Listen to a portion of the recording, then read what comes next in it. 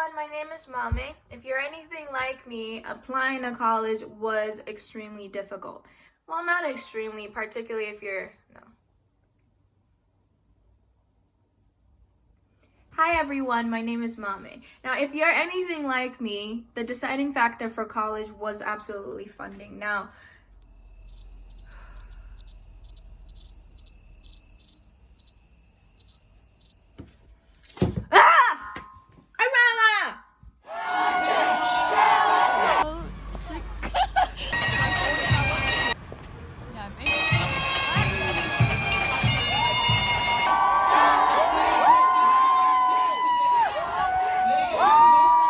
video, I will begin by giving you a general background of how I chose colleges and the factors that I find important when it comes to picking a college and when it comes to the application process.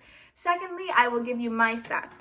And then I'm going to read my personal statement. But I'm not only going to read my personal statement, I will critique my personal statement. If you're interested in finding out more about how to write the personal statement, what to do, what not to do, you can shoot me an email. I will be hosting a writing workshop. It starts sometime next week. I can help you edit your college essays. 1. Location. I moved to a suburb of Detroit. Moving here from Accra was extremely difficult because I had to deal with the quiet and the lack of community. It took me about a year to kind of get used to things around here, and so for college, it was important for me that I be in a big city, and so location was, primary. Second was opportunity. At the time when I was applying for college, I was interested in joining the UN, becoming an international development consultant, that kind of thing. I mean, I have grown since then, but really that's what pushed me to apply to schools in New York and Boston and the big cities. I didn't apply to anything. No, I did apply to a school in DC. The more you know. And last but not least, funding. Now, if you're a low-income student, as I've said before, applying to college is hard. Paying for college, difficult. I mean, the student debt crisis is at trillions of dollars or whatever, and it keeps piling on. Now, the bachelor's degree, although it is important, I did not think it important enough to be $300,000 in debt or something crazy like that. I mean, who's gonna give me that kind of loan anyway? Have you seen my credit? Anyway, so those were the 3 factors: location, funding, and opportunity. Now, moving on from that, I'm gonna start with my GPA. I had a 3.68 GPA, but I did not have any, incredibly hard classes. The hard classes I had were honors bio. I think I got a B or something in that. Honors bio. I think I took AP English, AP Literature, AP Euro. That was a mistake. I don't know what the hell I was doing in that class. AP Euro, what do I know? There was a semester where I was taking ESL with AP English. How dumb is that? Got a B in ESL and an A in AP English. I say high school was kind of crazy. My extracurricular, I was a busy bee. I was in every club. I was trying to find things to do with my time. I lived in the suburb. What else is there to do but to go for a club meeting? I mean, ain't nothing out here but snow. So I did join a lot of clubs. I did theater. I didn't act. I did tech for theater. And that was great because I also had a job with that. I made a lot of money. That's how I got my first credit card. So I did have a lot of extracurricular. I filled all 10 because I took something like track. Honey, I have severe asthma. I cannot run to save my life. But I was in track because, as I said, busybody. I did everything. Do I advise it? No, I would say that spend more time doing quality things. For example, I was also in forensics, which is kind of a speech competition where you also act, stuff like that. I did extremely well in forensics. I was state champion, regional champion. I was a champion, okay? I did really well in forensics, so it did look extremely good. I was also a captain, I was a president of other clubs, and so on and so forth. So I would say with the leadership, I had that down. ACT, testing. I took the ACT 5 times, bro. 5 times. Now, here's my thing. I had recently come to America from Ghana. The ACT, the SAT, all of that was a little foreign to me. Now, if you take the test, they ask you stuff about like Virginia. I've never even been to Virginia. I've been here for 8 years. I still haven't even been to Virginia. It was difficult. It was difficult. For the longest time, I could not break 24. My dad gave me $20 or $40 to go to this learning center in our city. They gave me a couple of tips, so I could only pay for 2 classes, which was like 2 hours, like one weekend. And they gave me a couple of tips on the ACT. Okay, apparently it's all about technique. I don't know that. See, the next time I took the ACT, I had a 29. Now, when I got that 29, that was it for me. I was not finna take it no more. I heard Obama got a 30, and so I was like, I mean, if he got a 30 and I got a 29, we're basically the same person. If they don't take me, they don't want me. It is what it is. When it came down to it, NYU offered me full tuition, housing, a stipend. I mean, they didn't say it like that, but the amount of money that they gave me, I could divide it myself. Aside from that, I was in a scholars group in Gallatin. Now, when you're applying to college, here's one thing that they don't tell you. Be very strategic. Girl, whatever. Be very strategic when you're applying to college. Pick colleges that will give you money, okay? Now, when I applied to NYU, I didn't apply to a general program like College of Arts and Sciences or Liberal Studies. I almost did, but I had a mentor who advised me about Gallatin, which is the individualized school. It's a relatively small school. My entry class was about 200, 150, something like that. Now, when you have a school that is so endowed and only has so little students, about 200, you know they have money to give. So I applied to Gallatin. My little sister also applied to Gallatin, and she got a full scholarship. So apply to smaller colleges in big colleges. If you're applying to that, you can transfer in there, but get your financial aid, okay?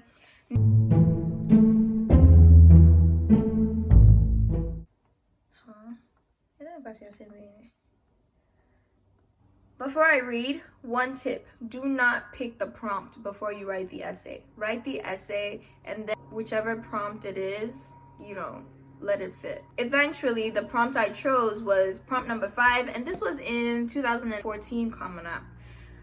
Discuss an accomplishment or event, formal or informal, that marked your transition from childhood to adulthood within your culture, community, or family. I read. A mother's love sees no faults in her babies. It flows as the Niger River does, without end ad infinitum.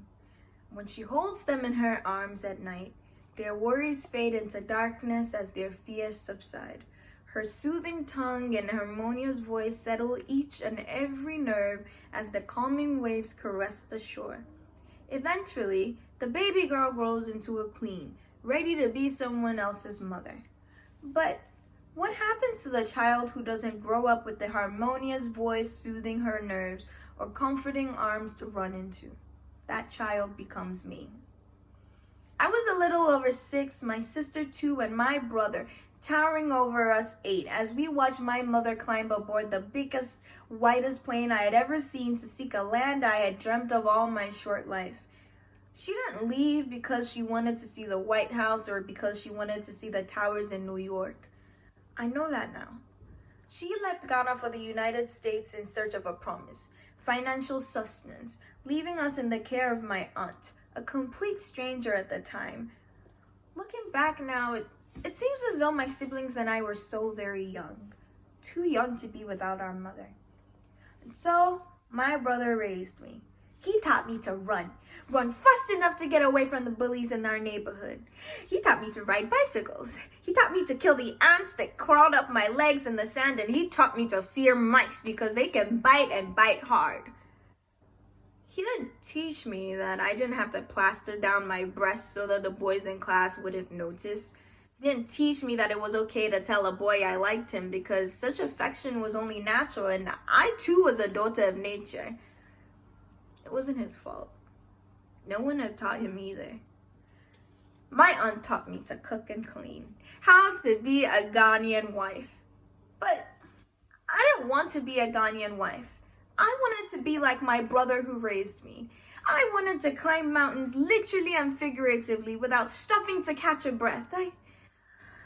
I couldn't call my mother on the phone and voice my wants as most children get to do because she wanted me to be a daughter of the church. I did not want to be the daughter of a church.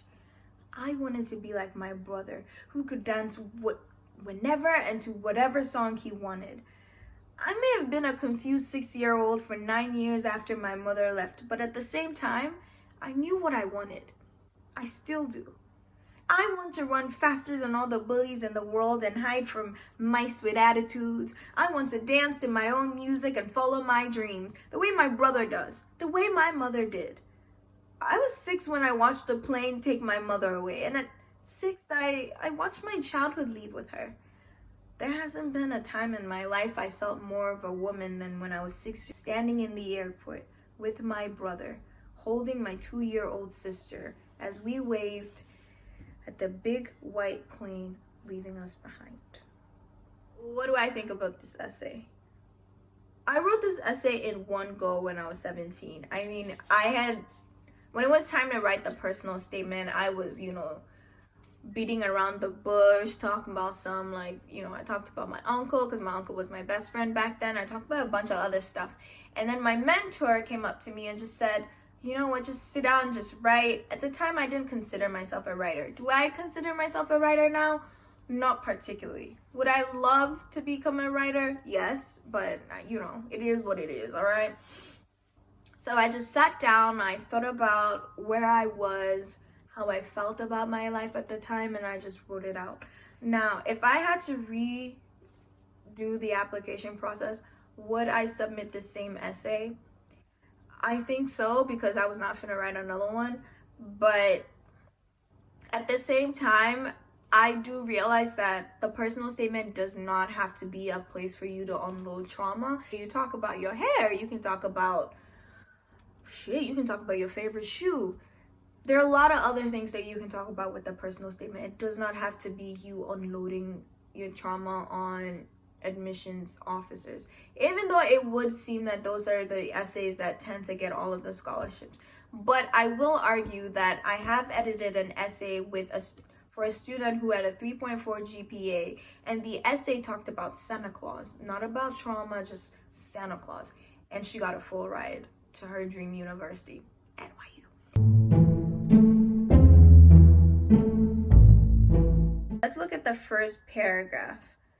It ends in a very dramatic way. That child becomes me. It's kind of like, who are you? Kind of thing. Now, ending in a dramatic way after your first, paragraph where you're introducing stuff, kind of creating a scene, I think it adds more power to your narrative and makes it, it draws the reader in, because they have to, it has to be memorable every step of the way. They read the first paragraph, ooh, what stood out to me? They read the second one, what stood out to me? But before it can stand out to them, it has to stand out to you, because you're important. One thing that I do a lot in my essays that I should probably cut back on is run-on sentences. I can write a whole page and it's just one sentence, no full stop, nothing. Now, I do know that in academic writing, it has to be, you kind of have to cut it short, unless you're I don't know, Michel Foucault or some shit like that. But if you're a regular, smegular girl, you kind of want to have shorter sentences. So if I could work on that, I would work on that with this essay. Word choice, biggest, whitest, plane. Now, why did I choose something like that? I think it's because I was talking about myself as a 6-year-old, and as a 6-year-old, that's how you see it. It's a big, white plane. What am I supposed to say? Like, ooh, the engineering. No. So I tried to convey that paragraph to show what I saw as a 6-year-old, and it was more of a teeter-tottering of my voice back then and my voice right now. The next paragraph where I talk about my brother. Now, you have to notice that I don't particularly just talk about my brother. I liken myself to him. So really, since it's a personal statement, I always have to bring it back to me because it's my personal statement. It's not about my brother, it's not about my mother, it's certainly not about my little sister, but about me. So when you do the personal statement and you find that you are talking too much about somebody else, bring yourself back. You are the center. No one else in this essay. You are the center. And try to center yourself as much as possible. It's quite hard because we are always taught, oh, think about other people, don't brag.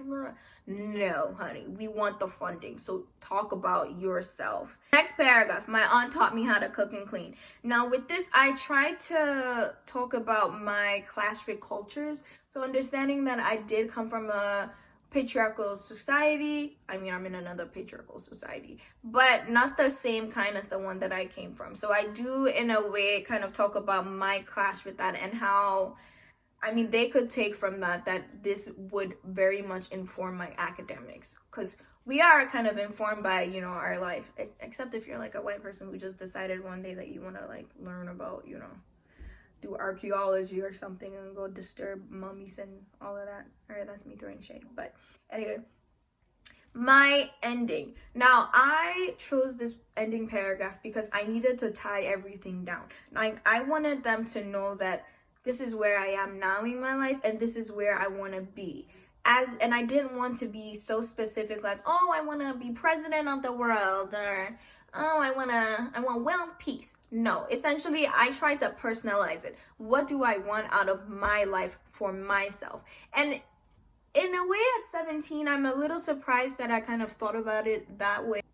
Instead, just kind of thinking about how I want to be a better person, the kind of person I want to become. And that was what I was trying to portray to these people, the admissions people. If you've enjoyed this video, learned anything, want to say anything about it, just like, comment, subscribe, the whole shebang.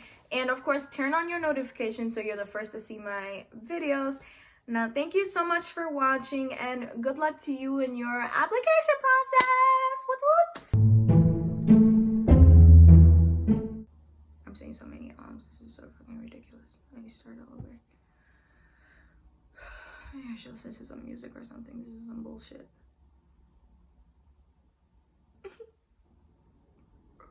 Or maybe I should just cry. It's gonna feel like I'm not an actress, you know? Like, I'm totally an actress. Like, this is so ridiculous. Oh my god, I think I just moved it. Do I need more light? No, you're good. When I was applying to college, I was and it just was so, you know, like, show this off of it. You're doing that thing. No, up. Okay. There's no hope. It's cute though, it's cute. Hi. In today's video, I will be talking about